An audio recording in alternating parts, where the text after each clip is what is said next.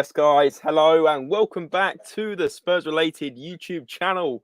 I hope you're all doing well. It's Thursday, we're nearly at the end of the week, and we continue to talk about Spurs. We continue to talk about the transfer window, round it up, and give our honest opinions on everything that happened throughout I'd say 31 days of January, but it was actually only 2 days we're actually active for.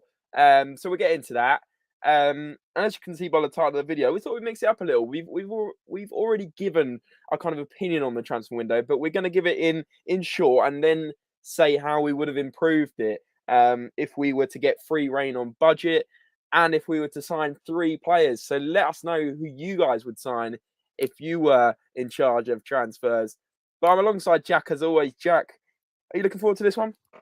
100%, James. I think we're on a bit of a roll this week. I think it's like 4 videos in 5 days or 4 videos in a week, which is unheard of on this channel recently. But it's good to be back.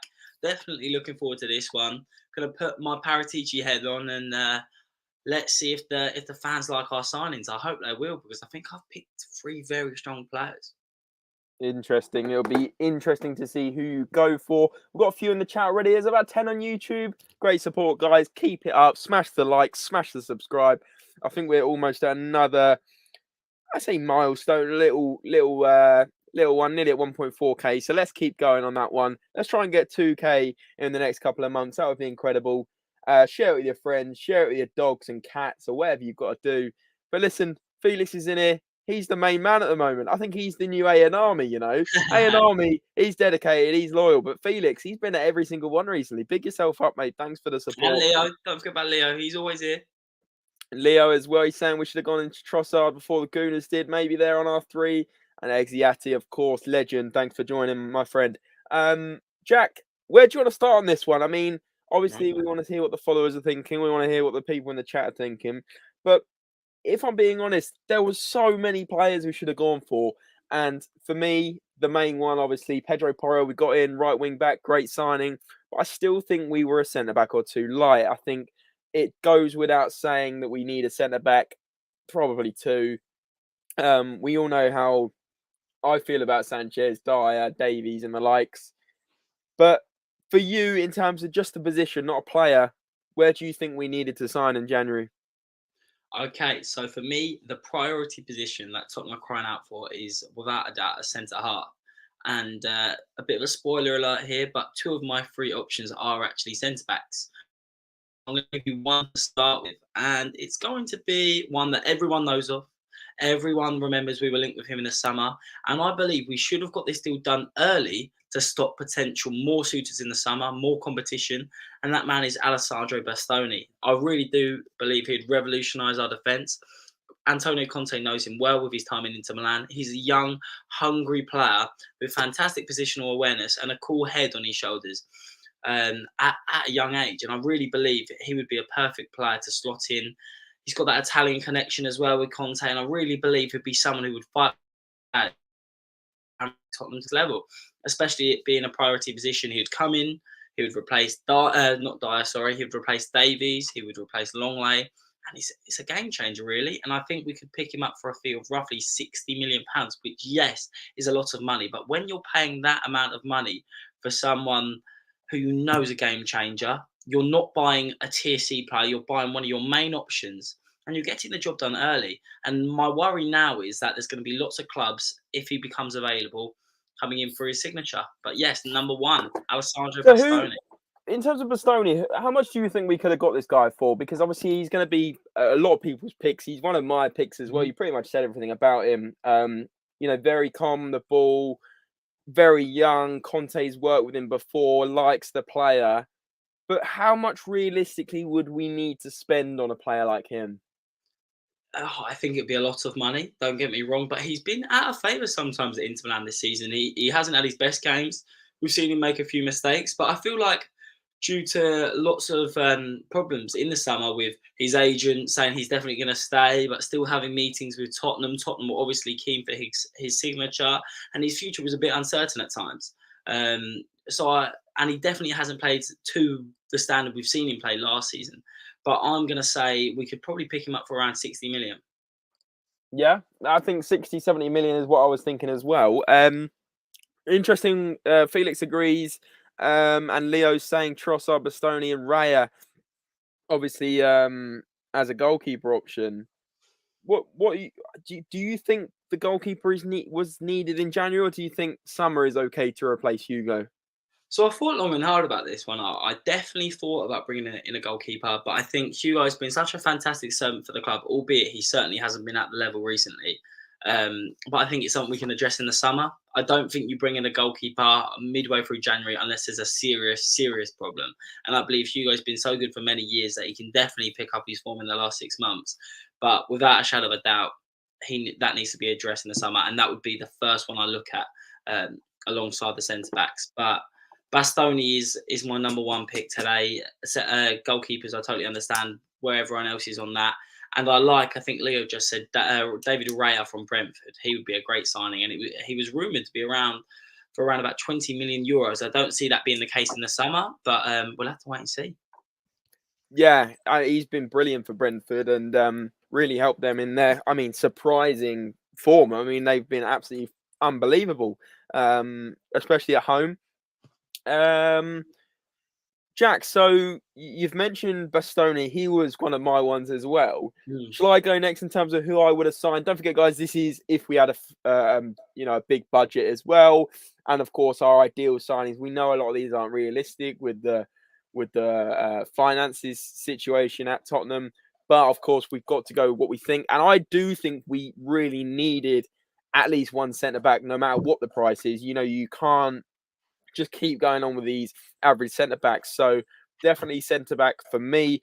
My second one, Bastoni's number one for me, but number two, I think we still need a creative player that's not on the flanks. Obviously, Kulusevski, great creative wise, but I think we need to be able to switch it up in a game and be unpredictable and play into a 5-2-1-2 with someone in behind the two strikers, or even someone behind just Kane with two wingers. I think we need to be able to mix it up.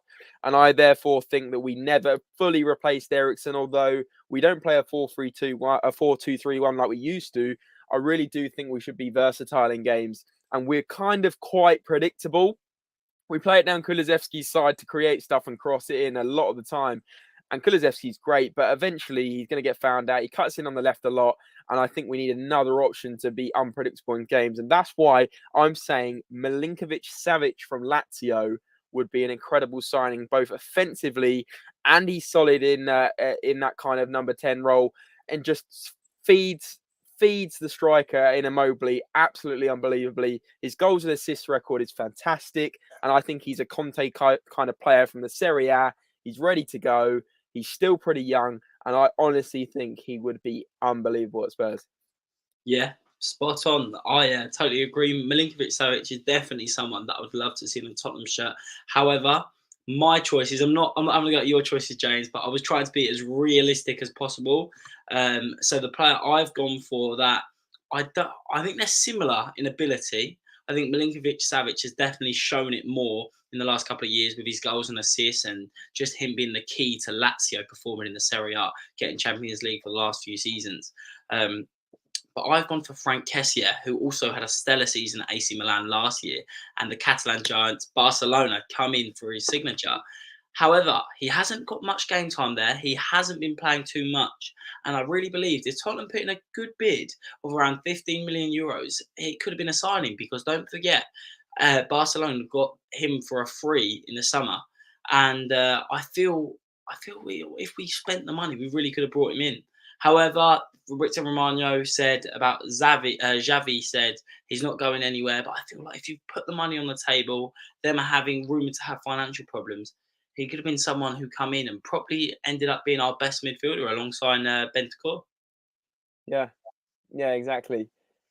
100%. So yeah, Milinkovic-Savic for me. I know, obviously not realistic, and you're going Franck Kessié, also a solid option alongside Bentancur, potentially an upgrade on Højbjerg there. Apparently we were linked with him still in January, according to some sources, but Barcelona are struggling financially. We know that. We know they sold their media rights in advance and everything else with the Spotify deal as well. I think that he could be available in the summer. Franck Kessié. I would like to think so as well, because surely a player would not be happy sitting on the bench week in, week out when he could be one of the shining stars in the Premier League. For me, they've got such a fantastic young midfield in Gavi, Pedri, Busquets is still there. Without a shadow of a doubt, I'm missing someone as well in the Frankie de Jong. midfield. Frankie de Jong, of course, on high wages. It's going to be hard to replace that midfield. Wouldn't you agree, James? Yeah, yeah, but like you said, you kind of answered your own question. I think they've got Gavi and Pedri coming through, who are almost like the regens as Xavi and Iniesta. It's incredible. Exactly. So Yeah. maybe Kessié isn't the fit for Barcelona, and they are going for a player with more kind of dribbling ability, close feet, and that tricky kind of, they are literally regens of Xavi and Iniesta. I mean, No, I can't say I've watched loads of them, but from what I've seen, they're just so gifted on the ball. Whereas Kessié is a bit of a powerhouse midfielder, obviously good at penalties as well. Used to take them for AC Milan, but I would honestly say that Kessié could be available in the summer. Yeah, I think you could be right. For me, Gavi and Pedri were a joy to watch in that Spanish side in the summer.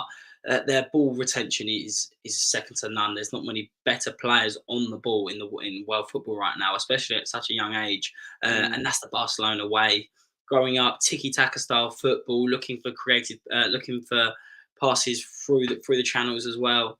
They're so gifted, like you say. And Frank Kessié, although he is technically very good as well, I think he'd probably be better in a Premier League team that works as hard off the ball as they do on the ball, chips in with the goals, but also has that work rate, almost like a Yaya Toure sort of role. So yeah, I think he would thrive at a team like Tottenham, and I'd love to see a midfield partnership with him and Bentancur. Yeah, okay, it's a great shout. Guys, as we're going through this, let us know if you prefer Jack's picks or mine, or also give your own picks as well. Felix is going for a Bastoni, Madison, Raya, and also, don't forget, Leo said Trossard, Bastoni, Raya. Guys, let us know if you're watching. There's 10, 15 of you. Smash in your comment on who you would go for if it was an ideal January window. David's in here as well as Iron Army. Hi to you both. And Iron Army saying if Amrabat went to Barca, then they might have eased up on Kessié, but we could have signed Amrabat anyway, if you recall. We were talking about Sofiane Amrabat last January transfer window in 2022, and that never came off. And he had a decent World Cup for Morocco. He looked promising. I don't believe he's gone anywhere. Jack, correct me if I'm wrong. No, he was trying to push a deadline day deal to Barcelona. I think they were offering about 34 million euros, 6 million add-ons, but it was an option to buy, not money on the table. So Fiorentina stayed strong, and they wouldn't take it, and fair play to them. But for me, Sofiane Amrabat, he was incredible in the World Cup, but we've seen lots of players perform looking for a big move, and when it comes to it, they just don't quite live up to the hype. Almost like Sissoko at Tottenham, in my opinion, didn't fully work out. Albeit he played well in our Champions League run-up. But yeah, for me, Frank Kessié is probably just that level above Sofiane Amrabat. Yeah. Okay. Cool. So I said second first. You go for your third one, and then I'll give my third one. Right, this one might come as a bit of a surprise to people. I definitely don't think many people would have thought of this guy. Ball playing centre back, plays in the Premier League. We've been linked with him before when he played for Fulham. Get your answers in now. Let's see if you can guess who I'm talking about. Very composed on the ball. Had some fantastic games, specifically against Manchester United, I remember. And I'd love to see him at Tottenham, just almost like those Toby Alderweireld-esque passes I could imagine being dished out to Son and Kulusevski. So I'd love him to join. And that player is Joachim Andersen. Yeah, good shout. I think he would command probably a fee of around 40 million. Premier League proven. I could see him coming in, definitely starting over Dyer. We've been linked with Mark Guehi from Crystal Palace before, but for me, this is the man we should be going for. And yeah, I think he'd come slot in. Maybe he's not of the ilk that some people would suggest, but he's still young.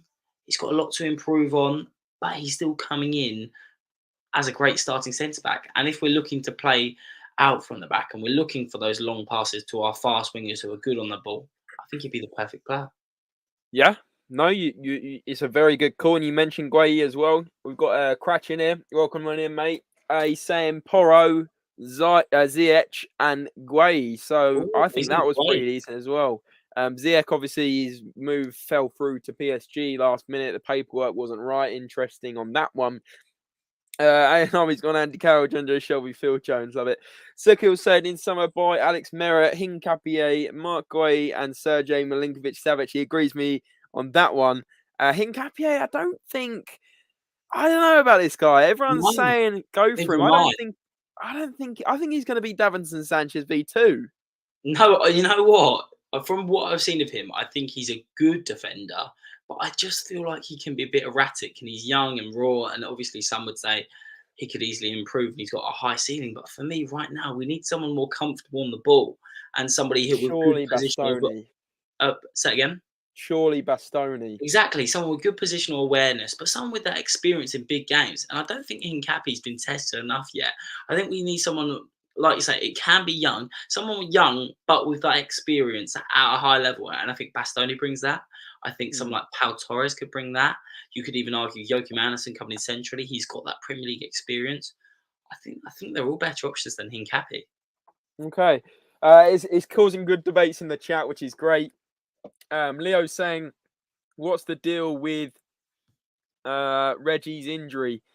Jack, any idea on this one? I'm not overly sure, to be honest. All I know is that he's had a hard time at Atletico Madrid. I think he's trying to come back to fitness. I think he made the bench a couple weeks ago, Alistair Gold reported. But yeah, it's not been plain sailing for him. Let's hope it's a better year. Yeah, exactly. You can't make it up in this chat sometimes. Davinson, the defender, as a Sanchez fan, Hincapié is clear. Absolutely love it. Very honest of you. What do you mean he's playing Champions League? Hey, listen, Davinson, you may be right here, mate. But all I'm saying is we were so buzzing about Davinson Sanchez when we got him in. And let's be honest, he never lived up to the hype. Simply Ace is saying my 3 is De Vrij, Skriniar, Porro. Had to Google Porro, like what Danny Rose there. Lots of questions coming in now, guys. Absolutely love it. Sigurd saying if Kane is sold in the summer, should we sign Lukaku? Absolutely not for me. Jack? It's an interesting one, to say the least. I definitely don't think you can replace Harry Kane with Lukaku. Unless we play a 4-1-2-1-2 and we bring in someone like James Maddison, I don't see Lukaku excelling in a Spurs shirt. Okay. Guys, there's nearly 20 of you now on the all streams. And I can only see 8 likes on the video. So let's get that to 20 tonight, guys. It really does help the channel out massively. So a little like and a little subscribe, free to do so. And we have got the super chats coming back in. I don't know what happened on that one. So stay tuned if you would like to support the channel, even as cheap as I think it's £1.50 or something. Please do feel free to help us out and contribute to making this kind of dream a little reality, if you like. So that is on its way. But for now, a like and a subscribe means the absolute world. And it's free. Cratch is saying Osimhen for 200 million. Wow, yeah, he is incredible. Tony, if Kane leaves, I think I would rather Ivan Toney, to be honest with you. What are you thinking, Jack? You'd rather Ivan Toney than Victor Osimhen? No, than Lukaku. Oh, yeah, 100%. I agree. Tony's been fantastic for Brentford. Hopefully these betting charges go over for his sake anyway. But looks like he could be in a bit of trouble there. But it's not about politics. As a football player, he's been absolutely fantastic this season. Great in the air. Most composed penalty taker I've seen in the Premier League this season. Just seems to know where the net is. Yeah, 100%. And I'll be saying surely De Vrij would have been available since he's out of contract in the summer. Better centre back than the ones about the club minus Romero. Yeah, for sure. I don't understand why we didn't go for any of these. Skriniar, De Vrij. The only thing, like, we can quickly talk about, James. I don't know if you've had time to read it. I know you've been busy, but Tottenham put out a report today about fans' concerns about a lack of investment, or they would like to say not a lack of investment. They think they've invested thoroughly, which I sort of understand their reasoning. They've argued that they're in the top quarter percentile of investment in the last 10 years or 5 years. And they're saying they've invested over 500 million, maybe in the last 10 years. So they're saying they financially back Tottenham, which I do agree to an extent, but it's about where they invest it. So I'm going a bit away from topic here. But what what they were saying, I thought was keen to address is that they're planning for the future and they want to make sure we're a sustainable club. So I just We've want to heard know it all your before, opinion on that. mate. We've heard it all before. Like how long can you be a sustainable club without winning a fucking trophy? I mean, honestly, I don't really want to go on a rant, but how can you honestly? Oh, just to confirm before I go off on one, are you talking about the Spurs ownership?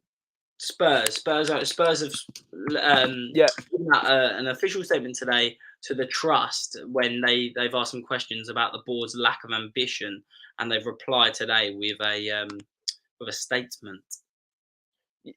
Yeah, but mate, like I get being sustainable. I get you don't want to be like a Chelsea and just absolutely go for it. But when are we going to actually take a risk, take a real punt at actually backing a manager and trying to win a trophy for the first time in about 15 years? When Mm, are we doing that? Because exactly. I'm sick of hearing sustainable club and we're protecting our finances for the future. If you're not in a sustainable way to invest in a £2 billion stadium and quite happy to take the hit and do it on a loan basis where you pay it off over the years, there's no point. Why are we like great? We've got fucking Beyonce in there before we've got a decent centre back. I mean, it's absolutely pathetic. Right. I'm going to read out the statement, and everyone Joe, can. we've got a deal with Beyonce coming to I the know. stadium for a Beyonce tour. tickets go on sale tomorrow. Grab your tickets, I but mean, we don't what? want to invest in a city. Brilliant, fantastic. And then when they sell £1 million of pints at that event, where's that going? Let's Because hope I into don't the see it going world. back into this football club. I really don't. Right, I'm going to read it out for you, James. Like everyone at the club, our head coach wants the team to compete for top honours. The club has invested heavily in the squad. This is a continual process with the aim of standing the club in good stead on the pitch for years to come. Since opening the stadium in April 2019, we have spent more than 500 million, putting us in the top quartile of spending in the Premier League, and we have made significant investments in the women's team too. In addition to the summer investment of over 200 million, we have committed to a further 47 million spend this January. Despite this, we consistently see references to our perceived lack of backing for head coaches and lack of spending. It's important that we deal with facts. Our spend levels quite clearly show that we have backed our football side. There is always a fine line between long-term investment and short-term terminism, which is why our recruitment has to be first class. Mistakes at this level leave a financial and sporting impact for future seasons.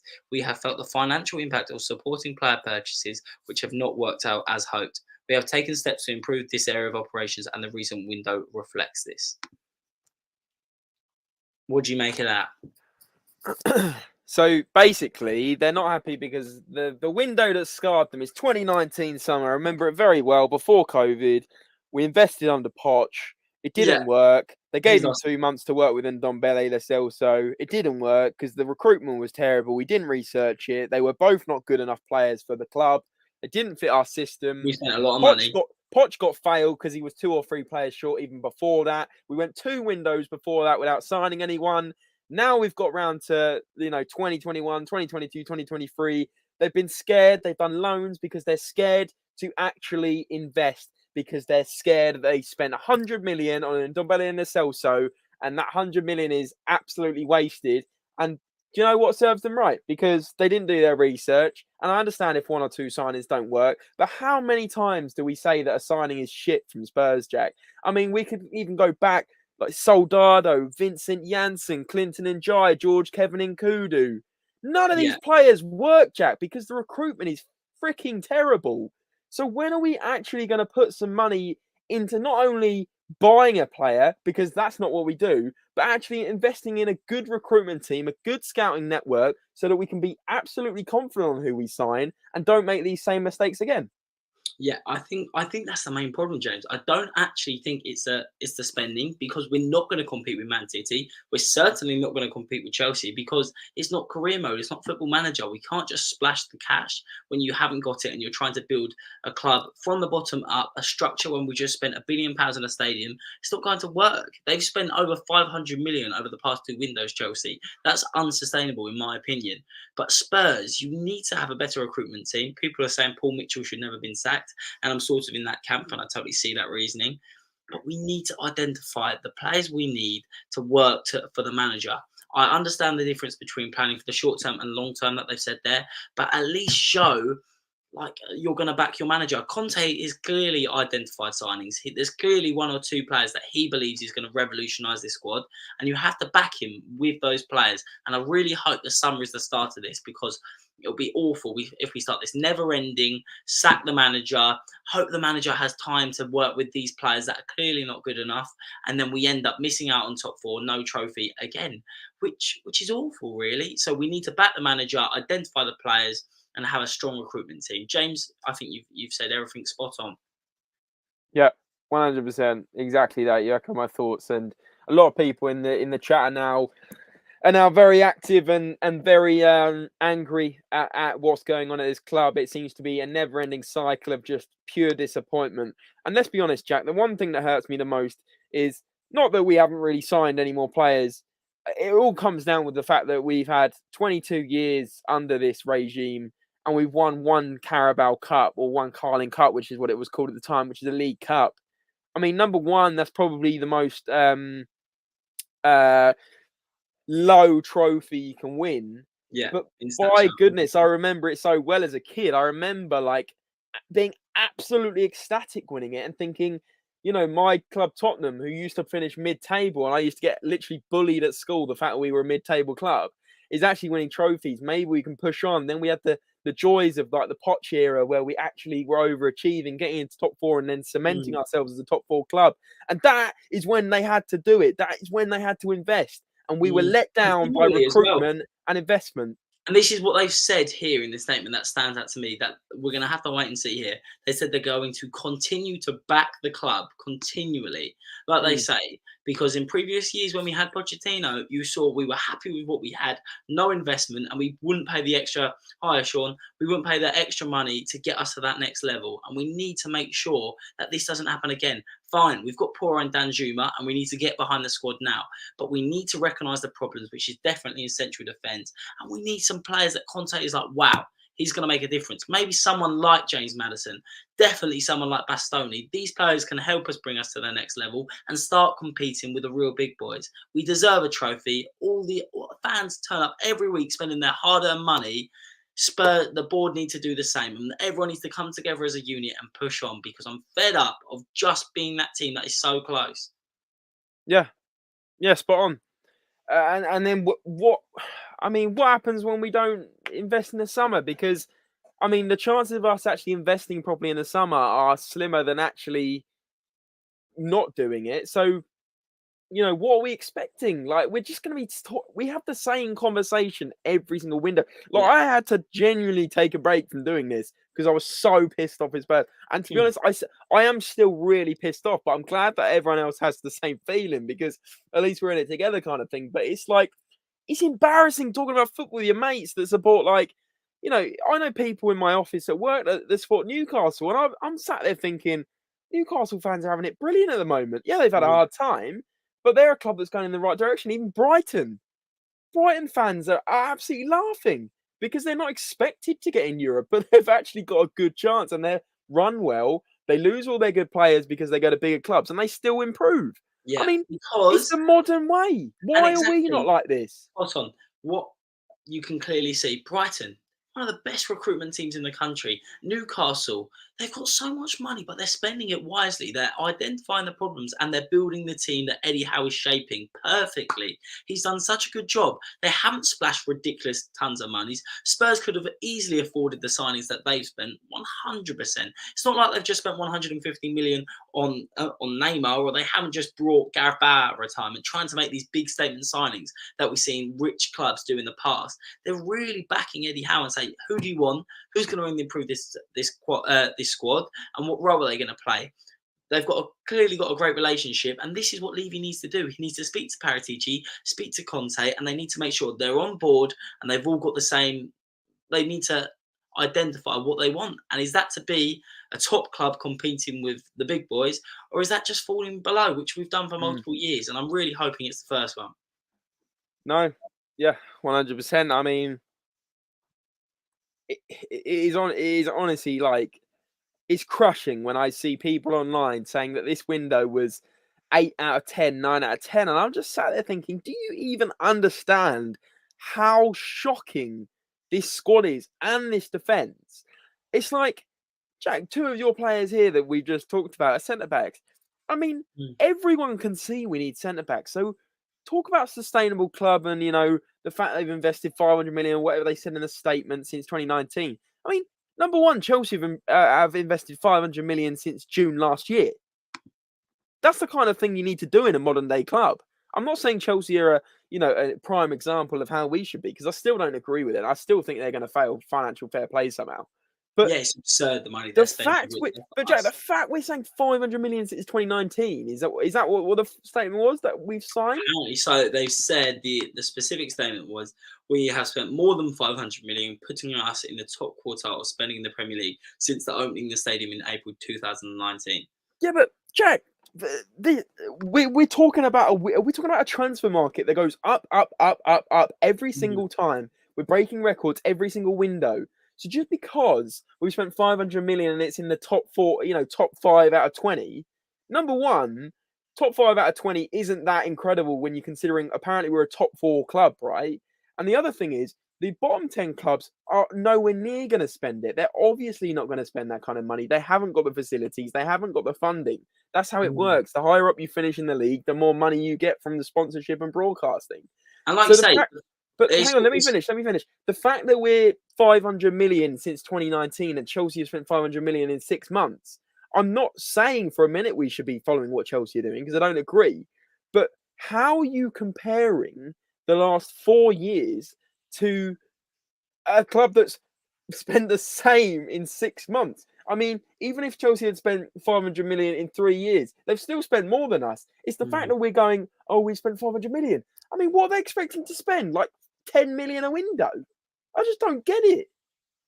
Yeah, I see your point there, but the most frustrating thing for me is Liverpool aren't in the top 5 of spenders. You even see Man City; they're not far off Tottenham's net spend, which is ridiculous to think. But it's the way we spend the money. £235 million are spent on players that are now currently on loan, not benefiting Tottenham Hotspur in any way, and that's extremely frustrating for me. It has to be the recruitment that's sorted out first, because if we continue to chuck money, not loads of money, but just money in general, it's important. Like, we spent 160 million on right back since Cole Walker, and now we really need Porro to be the one. Otherwise, it's going to continue to happen. Please, there needs to be a clear structure. We need to have a better recruitment team, and we need to start identifying and working together as a club to find the best players to suit Antonio Conte. Yep. David saying if Enoch are determined to stay, they need to find a financial future sustainable. And they should follow the Monaco model. The great recruitment of young, hungry players. And if they want to make they make huge profits. Same as Sporting Lisbon, same as Benfica. And I was talking about this to someone else earlier. Why on earth, when we get a good young player, do we either sell them and not give them a chance, or it never seems to come off? Because a lot of clubs around the world, especially in Portugal and France, have incredible youth systems where they get players in and then their players are suddenly worth 50, 60, 70 million pounds. I mean, look at Enzo Fernandez, Jack, 110 million pounds, 21 years old. I'm not saying I expect that from Tottenham like every year, but like, when was the last time we had a player that came out of the academy that we either kept and did incredibly well, or we sold for an incredible value to then reinvest? Please tell me. No, 100%. Harry Kane is obviously a 1 in a million player for Tottenham. We're so lucky to have him as our striker. But if you actually look at Tottenham's academy right now, who would you say is the best player that's closest to the first team? You'd argue you've got Oliver Skip, Harvey White. Injuries. Harvey White looks like, I think he's just did he complete a move to Derby? Correct me if I'm wrong. On deadline day. But we're talking about bang average players that, in my opinion, are not only near good enough for where we want to be in the next couple of years. Oliver Skip is a player I liked, but in reality, is he as good as Basuma? Definitely not as good as Bentancur. Definitely not as good as Højbjerg. And it's just not doing enough, and it's extremely frustrating. You've got potentially Parrott and Scarlett who could come through and be brilliant, but there's no excitement around the academy. If you look at Chelsea, Arsenal, even Man City with players like Cole Palmer coming through, there's just a continuous excitement. And I feel like there's such a disparity between the first team and the academy. And I really hope that's resolved soon, because it's like we should be people used to look forward to watching our academy games. I remember being young and my uncle, my granddad would be like, let's watch the academy, see how good, see what players are coming through. But there just doesn't seem to be that trust together, that bond. You don't see as many academy players training with the first team. It's like they're just not up to that level. Yep, 100%. Some people And you saying can't, like Scarlet. you just mentioned, Madueke, Marcus Edwards, Scarlett, but we can't keep these players happy. Like Madueke wanted to leave 100%. Marcus Edwards was getting continuously frustrated with no minutes in the first team. Pochettino even described him as a young Messi once, I remember in an interview. But you just can't keep these players happy. There needs to be a structure for it. There needs to be a system where these players can get into the first team or sold for profits at least, because right now they're rotting in the under 21s and they're not getting any game time. Yeah, 100%. I mean, it's unbelievable. And Leo summarised it actually really well here. Top 4 club bragging about spending 500 million in 4 years. That's like winning the lottery and putting the ticket in the bin. I mean, it's just like it shouldn't be something you're bragging about. Yeah, Tox Headshot saying we're all kind of in the same boat. Stephen, welcome on in, mate. Thanks for joining. Guys, one thing before we do wrap things up, please do smash the like button. There's 25 of you in here now. The numbers have grown throughout.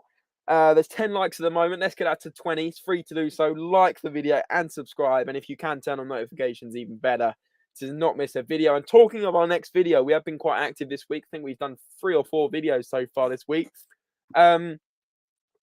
Tomorrow, who wants a Manchester City versus Tottenham preview? And looking into all the stats and analysis for that game on Sunday at the Lane. Jack, I'm sure you'll be there, won't you? 100%. I'll be there. I'll bring you guys a vlog. If you're lucky and you hit the like button, hope everyone enjoys the vlog. I'm looking forward to doing this one. We always seem to get a good result against Man City. Not in the last game, but times can change at home. So yes, let us know if you'd like to see it. Yeah, 100%. We got guests coming on lined up. Don't you worry about that, including Irish Hotspur and the likes. 3-1 Spurs, he reckons. Zar Spurs. Thanks for joining as well tonight, mate. Thanks for being so active in the chat. A new subscriber, I do believe, unless you've changed your name, of course. Simply Ace wants a preview for tomorrow, guys. If you do want a preview tomorrow and you want us to go live with all the stats and all the analysis and all the ones to watch as we always do, smash the like. Let's get that to 20 likes tonight, and we'll bring that to you tomorrow. That is all we have time for, guys. Please do comment after the video if you want to see more videos like this. And, of course, let us know who you would have signed in January if you didn't get to put your comment in. Smash the like and all that great stuff. Jack, thanks for joining me again.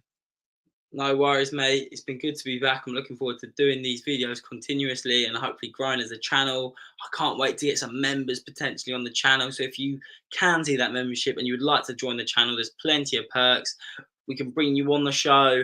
You've got priority position on. We can see your chat first. You can come up with ideas for us. We want to build a community and continue to grow as a team. So yeah, I'm thoroughly enjoying myself. And yeah, who's better to talk Spurs to other than yourself, James? So yeah, it's been good. Lovely stuff. And yeah, guys, thanks for all the comments today. I really do appreciate all the support. And we look forward to bringing you another video tomorrow. The Man City preview. Let's get that to 20 likes and we'll be live tomorrow. Until then, guys, have a great evening. As always, come on, you Spurs!